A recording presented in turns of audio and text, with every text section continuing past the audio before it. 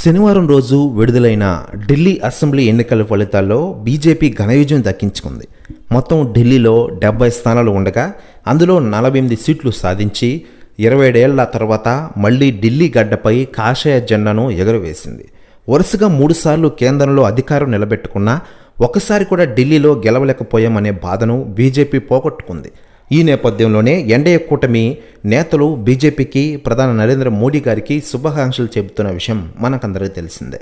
ఈ సందర్భంగా స్పందించిన ఆంధ్రప్రదేశ్ డిప్యూటీ సీఎం జనసేన అధినేత పవన్ కళ్యాణ్ గారు ఢిల్లీలో బీజేపీ గెలుపుపై సంతోషం వ్యక్తం చేశారు.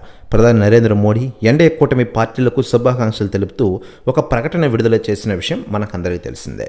మరోవైపు ఢిల్లీ ఎన్నికల ప్రచారంలో పవన్ కళ్యాణ్ గారు పాల్గొనడంపై ఇప్పటికీ చాలామంది స్పందిస్తుండగా తాజాగా కేంద్ర మంత్రి జేపీ నడ్డా గారు స్పందించారట.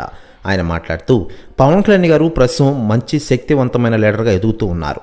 దేశంలోనే నెంబర్ 1 లీడర్ ఆయన ఢిల్లీ ఎన్నికల ప్రచారంలో పాల్గొని ఉంటే మొత్తం సీట్లు మాకే వచ్చేవి. కానీ కొన్ని అనివార్య కారణాల వల్ల ఆయన పోలగలం లేదు అంటూ సంచలన వ్యాఖ్యలు చేశారట జేపీ నడ్డా గారు. ప్రస్తుత వ్యాఖ్యలు వైరల్ అవుతున్నాయి ఆంధ్రప్రదేశ్ రాష్ట్ర రాజకీయాల్లో. మరోవైపు కేంద్ర హోంశాఖ మంత్రి అమిత్ షా దేశ రాజధాని ప్రజల ఆకాంక్షలను అర్థం చేసుకున్నారని చెప్పిన పవన్ కళ్యాణ్ గారు ఆయన రాజకీయ అనుభవం చాతుర్యం ఢిల్లీ ఎన్నికల్లో బీజేపీకి విజయాన్ని కట్టబెట్టాయని తెలిపారు.